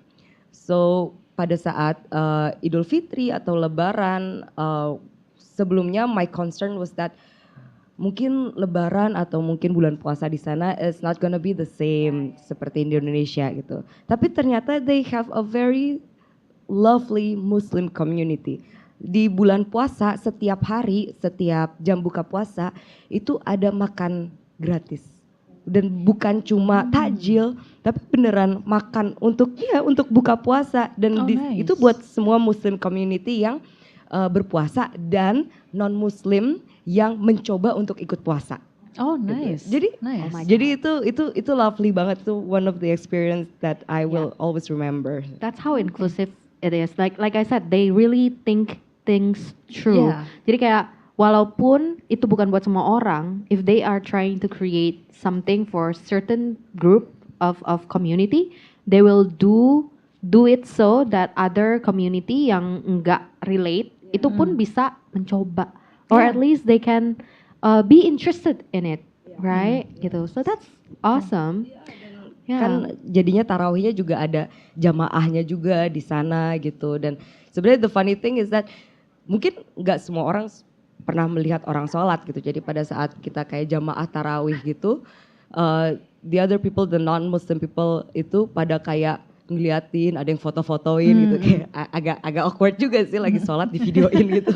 Cuma jadi lovely. Yeah, take it as a positive thing, right? Because it's like they are interested in what you are doing. Yeah, they I mean, wanna at know, least, yeah. right? That's Kayak kan ada orang yang nggak ada interest sama sekali on what you're doing. I think that's worse than someone trying to document what you are doing, meaning they actually have something in mind, interested gitu kan. Oke. Saya Tadi mungkin kamu bilang kan kayak kangen ngomong bahasa Indo sama kayak Aqila. Teman-teman yang lain berasa nggak sih kangen ngomong bahasa Indo selama di sana? Mungkin Irma atau Aqila atau Shalina. Kalau aku pribadi pasti berasa ya, karena kan di kelas udah full Inggris, terus ketemu teman-teman, mayoritas teman-teman di sana juga dari berbagai negara. Jadi kalau nggak pakai bahasa Inggris tuh tidak bisa ngomong gitu ya, nggak bisa cerita sama mereka. Jadi kalau ketemu sama permias atau teman yang sama-sama bisa bahasa Indonesia atau bahkan Malaysia tuh langsung kayak auto switch gitu ke bahasa Indonesia. And yang untuknya Indonesia langsung Indonesia, nah kayak gitu. And maybe you can spot Indonesians from miles away. Can you do that? Yeah kan? I don't know. It's just Indonesian thing. So when you're there, you saw like maybe you can tell fellow students in the same campus or just like pure strangers, and then you're like, I think that person is Indonesian. Terus nanti kalau udah deket kayak dengar dia ngomong bahasa Indonesia, oh kamu dari Indonesia. So that happens a lot, especially if you go to cities with big Indonesian communities. And again, if that's what you're looking for, that's fine. You know, we need to work something out in terms of like studying abroad, but also finding the best fit for you. So yeah, that's that. But Irma, let me kind of like go back to when you say you kind of like speak English most of the time, because I thought FLTA is about you helping like teaching bahasa Indonesia, right? Yeah. So you teach bahasa Indonesia. Yes, I teach bahasa Indonesia, but my supervisor is American. We talk in bahasa Indonesia sometimes. But in order to make students understand about the grammar rules and the story behind some expression in Indonesia and some stories behind the culture, we use English to make it easier. But to teach, we use Indonesia and they model how to say it in bahasa Indonesia Okay. too. Interesting. Okay. So it's like teaching bahasa Indonesia with English. Okay, that's Okay.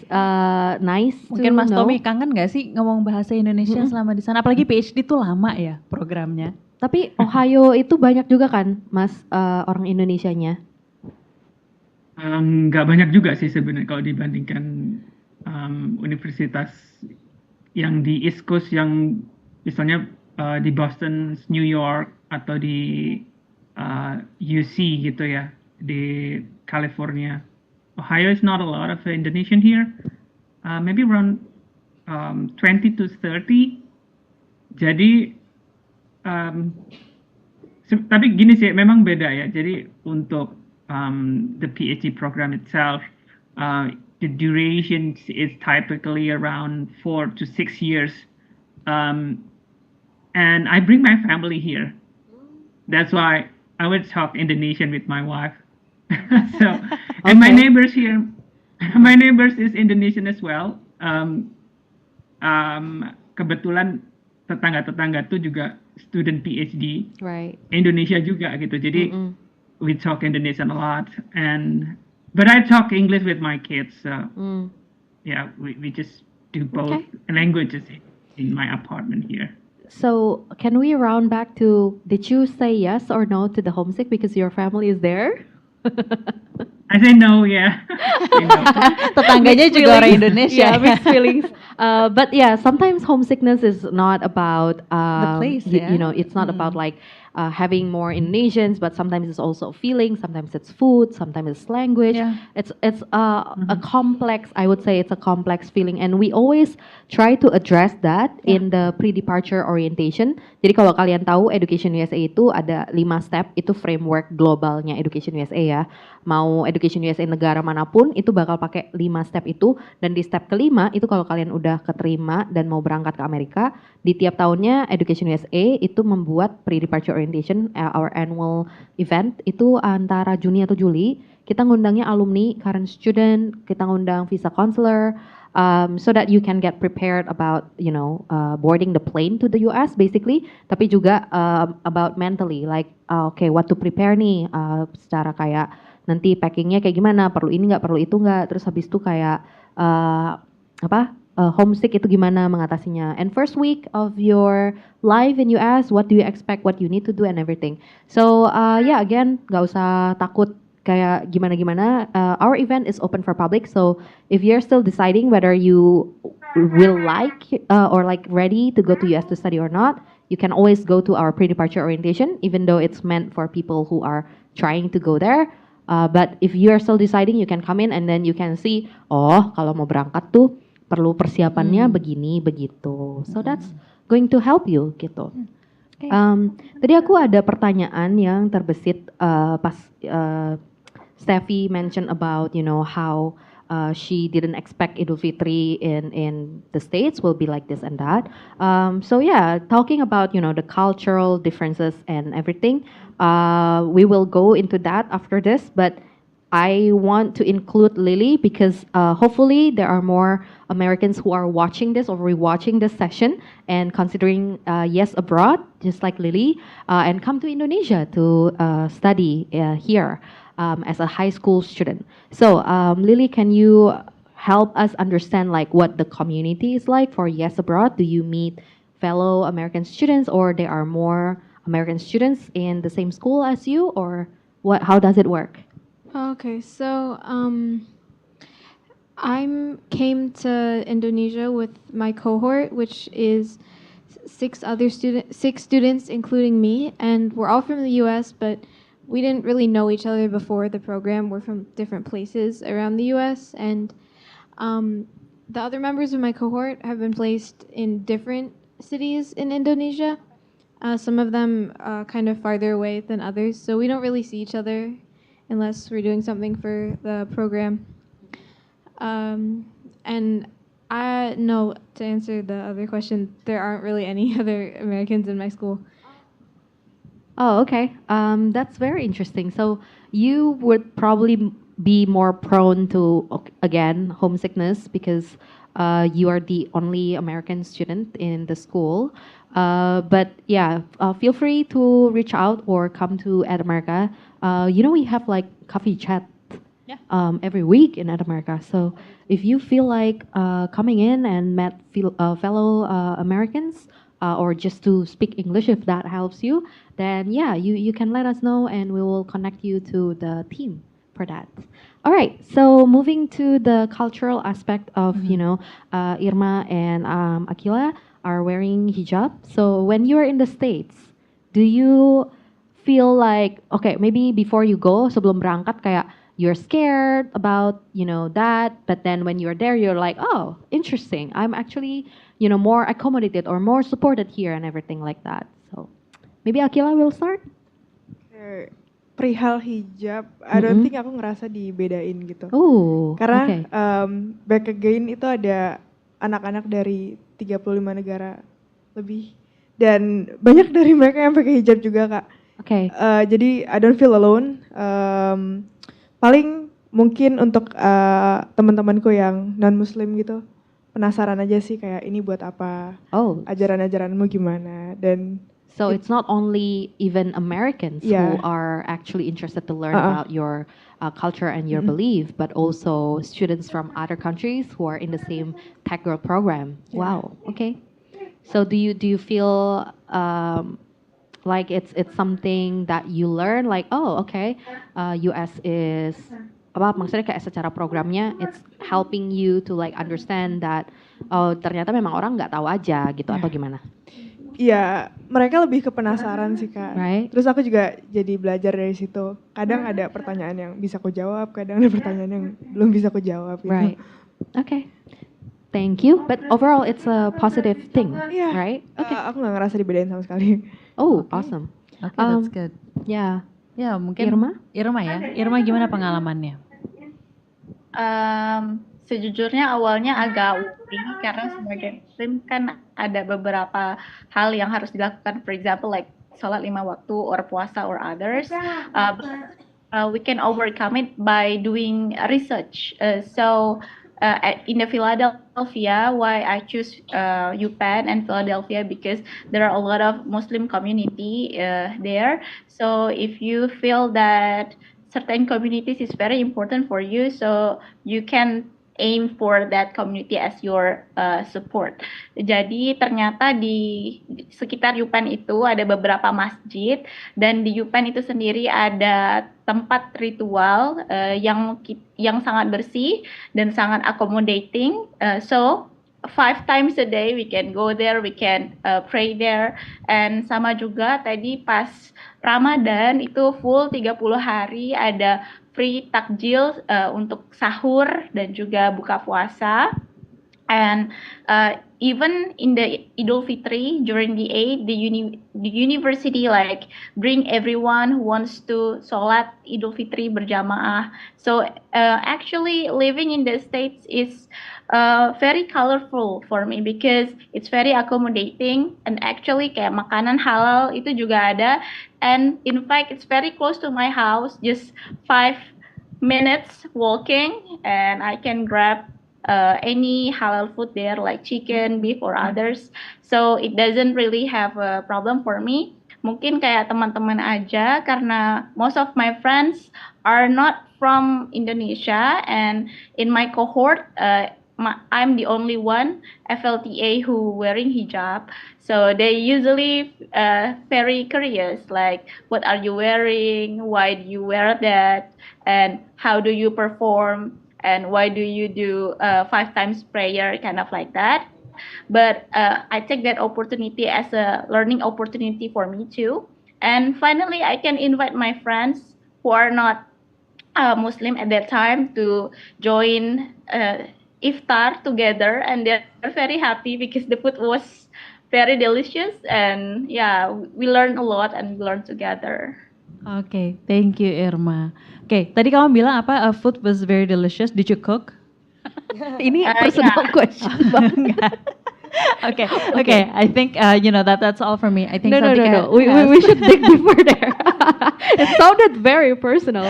So, guys, kalau kalian mau nonton, why you want? Okay, in the first place, if you want to know why it's a bit personal to Kak Olin, you need to watch the other StudyPod episode in About our YouTube. pre-departure orientation, About the pre-departure orientation. Yeah, we talk about like culture shock and homesick and everything. But Kak Olin actually tell a story where she have to learn to cook, or you cannot cook. I still can't cook until now. So unlike okay. Steffi, who Okay, learned how unlike to cook, Steffi, I yeah. spent 7 years there and I still don't know how to cook. So Okay, so the asterisk atau kayak bintang kecil gitu ya.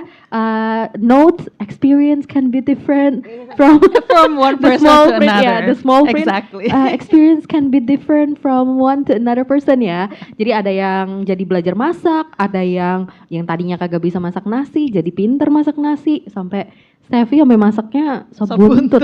I can't even do that. So what I learned is pretty simple, kayak simple cooking. Tapi yeah, I learned it also when I was in the States because it saves a lot of money and you can maybe later add a bit. Kayak kan ada beberapa orang yang katanya kalau allowance dari LPDP kurang atau gimana. And maybe if we have a bit of time to talk about that, we can do that. But yeah.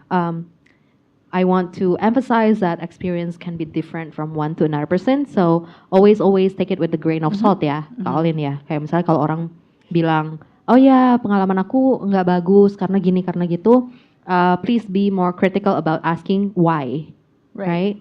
Gitu. Okay, so since we only have kind of 10 minutes, 15 minutes. About 10 minutes Okay, left. mungkin bisa go a bit quickly kayak expense dari LPDP. I think the rest are covered because the program itself is fully funded. But LPDP is a bit special karena dikasih allowance. So can you tell us in a brief kayak is it enough or you can actually save up because of that program from the university? It's if you don't manage your money well, it will not be enough. Yes. Okay. And my way to navigate that is number one, choosing the right accommodation based on your budget. Yeah. At Stanford, you have to live in campus because the campus is very big. Yes, it's so big. When you look at the Google map, Yeah. aku kaget juga. So I'm like, oh, that's a whole city. Yeah. So Yeah. to actually walk by foot from the entrance to the law school, it actually takes 40 minutes. So imagine living outside of the campus. Yeah. And I cannot ride a bike, so that's a problem. So that's why I have to live in campus. Okay. Choosing the right home, Accommodation. and also the second one is learn to cook. Yeah. And the food pantry really helps because Okay. I don't have to buy groceries. And also the third one is to have a saving for other, Emergency. I guess for other purposes such as like liburan. Yeah. Kalau And then, mau liburan. yeah, if you want to do a vacation, something like that. The allowance from LPDP will not allow you to Of course. have a vacation. Yeah. Well, so you it's, have it's to have not saving. designed. It's not designed. Yeah, for yeah, that. it's not To be designed for honest that, with you, yeah. the purpose of the government kayak sponsoring you to study is because you are going to earn an education or a degree, and that you can come back and contribute, not for you to, of course, like have like a lot of leisure time and vacation. So that makes sense, right? Oke, kalau Mas Tommy, karena Mas Tommy bawa family di sana, apakah persiapannya involve saving dulu? Apa gimana? Karena kan setahu aku allowance-nya LPDP untuk membawa keluarga itu berubah ya, recently ya. Gimana Mas? In short? Yeah, so we have a family allowance from LPDP, so it's really helped for me. And besides that, because I get the LPDP scholarship from the Affirmation Disability Program, so they have their own special policy about the disability assistance. So ada ini disability assistance allowance besides the family allowance. Jadi kebetulan istri itu juga sebagai pendamping disabilitas dan itu dapat allowance dari LPDP, dan untuk anak cuma satu sih yang di cover gitu. The only one family members had been covered by the family allowance, but at least it really helped for me. And you are right, there are some changes in the policy. They raise a little bit, but really help. Jumlahnya cukup lumayan lah, apalagi kalau di Columbus di Ohio. It's quite a affordable city, so it's not really too high price for accommodation like apartment or anything. So yeah, it really helped. Yeah. Okay. Thank you for sharing, Tommy. And also to help people who are considering to study there tapi takut nanti bawa family atau bawa anak nanti kesulitan apa gimana. Sekolah public schools untuk anak itu kalau nggak salah free ya, Tommy ya? Yes, there you exactly. go. For public school, yes. Yeah. So it's really convenient if you bring families, your kids. If you have kids, you don't have to be worried. And if your kids can't speak English yet, they have an ESL class. Yeah. So they will put your kids in that class to learn English more. Kadang digabung sama kelas utama gitu ya. Kemudian beberapa waktu gitu nanti dikeluarin gitu ya, dimasukin ke ESL kelasnya to learn English more. But then maybe it takes like 6 months to be able to speak English fluently for your kids, because kids they are more easier to get the languages than us, right? So, yeah, betul.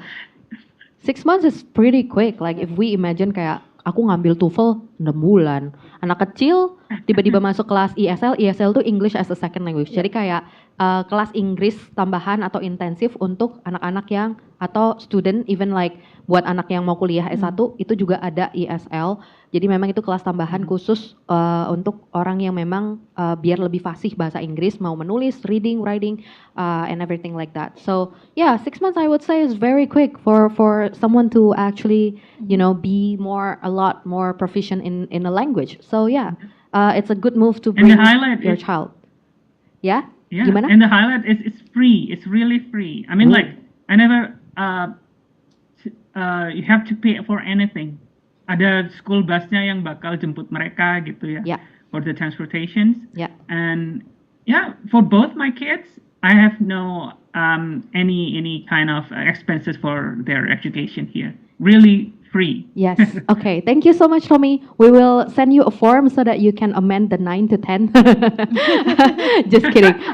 But yes, so I will wrap up this IEW 2024 special edition for the StudyPods with Education as Advisors with asking each of you to share one tip, like a very brief tip for people who are interested to follow your footstep. Kayak misalnya pengen daftar ke TechGirl, or like for someone who wants to apply for abroad, like what's your tip? Like a very brief tip, or applying master, not even specifically LLM. And for Irma, FLTA. For Mas Tommy, it's PhD.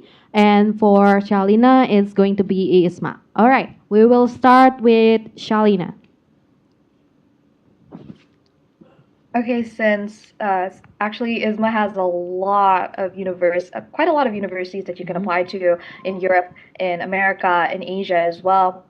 So, and you can choose any three choices from any of those countries. So make sure to read the requirements, because some universities don't accept the dual English tests.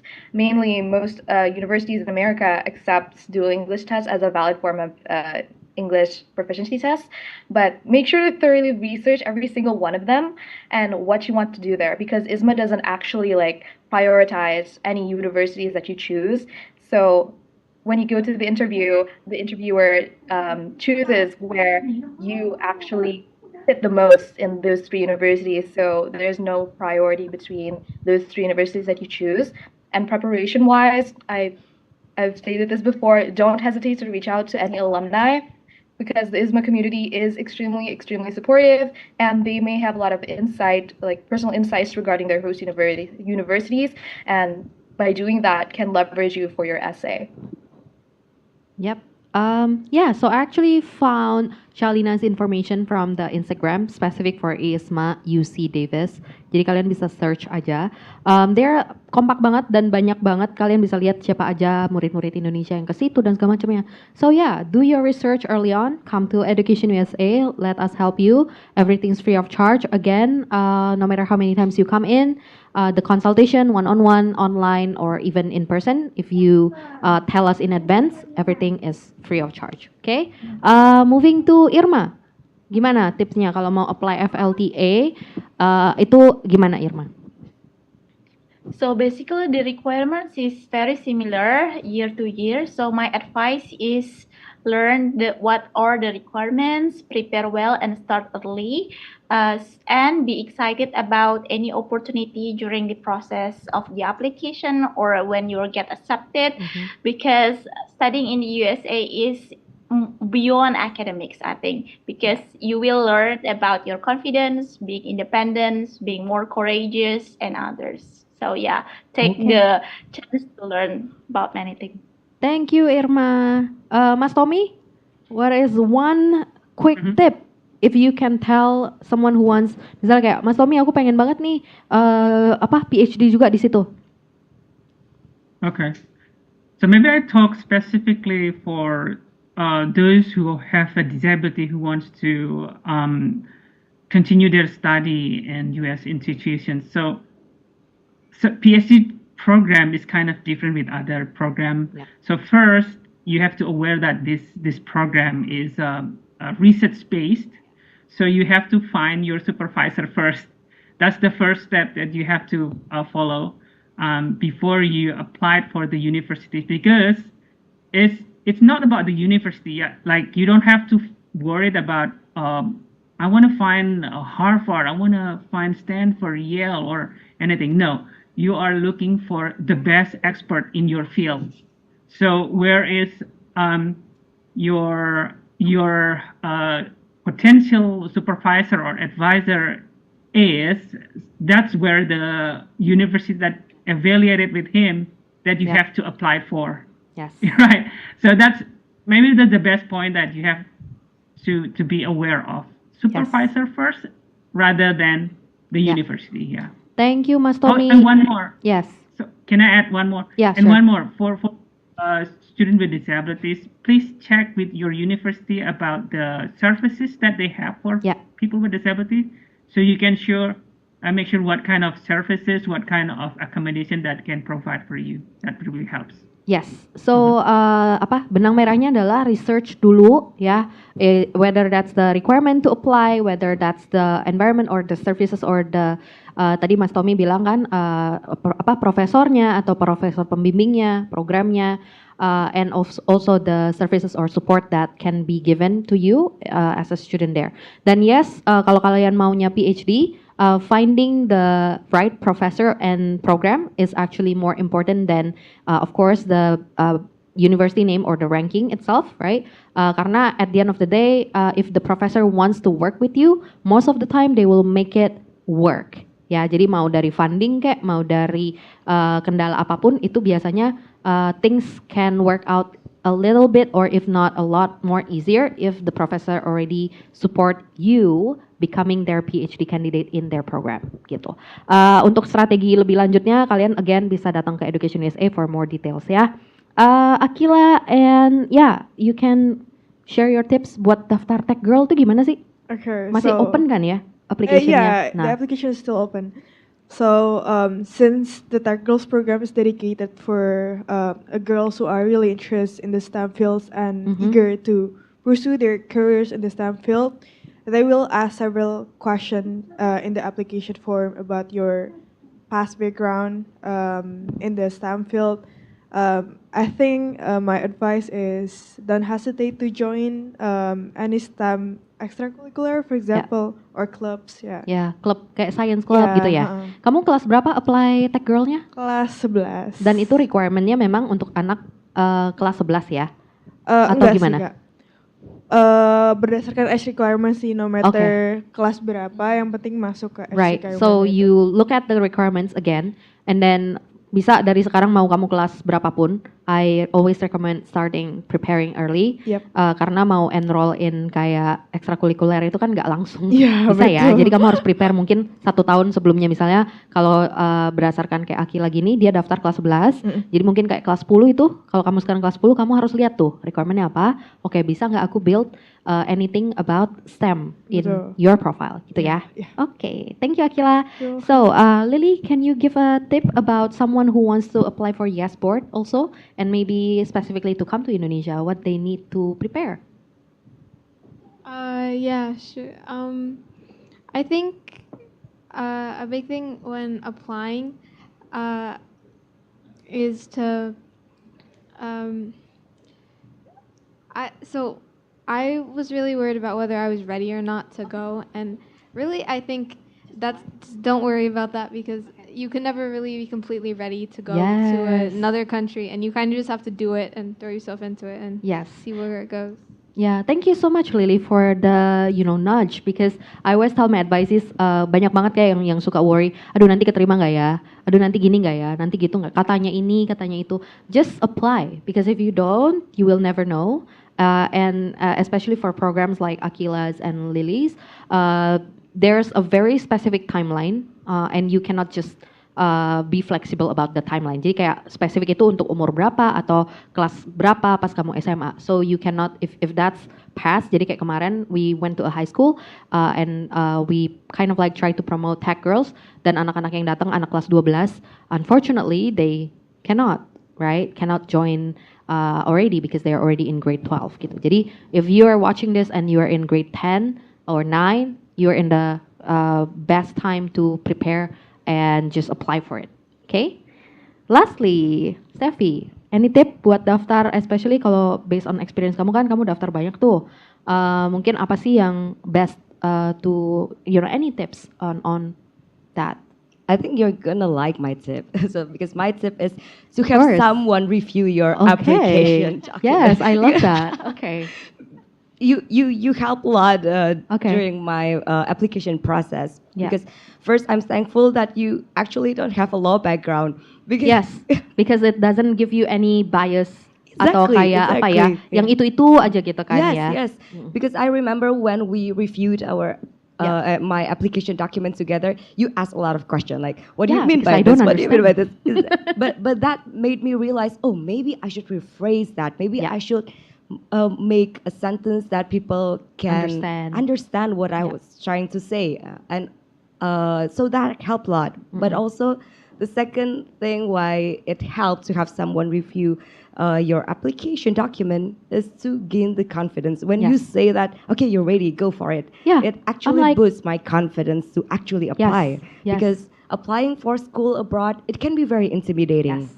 It is very intimidating. But you will never know whether you can get into that school or not if you don't apply. Betul. And if you are nervous, if you are insecure about the process, you can always apply to multiple schools like me. And thankfully, I ended up receiving 6 offers. So other than Stanford, I received an offer from Columbia, NYU, Berkeley, UPenn, and Cornell.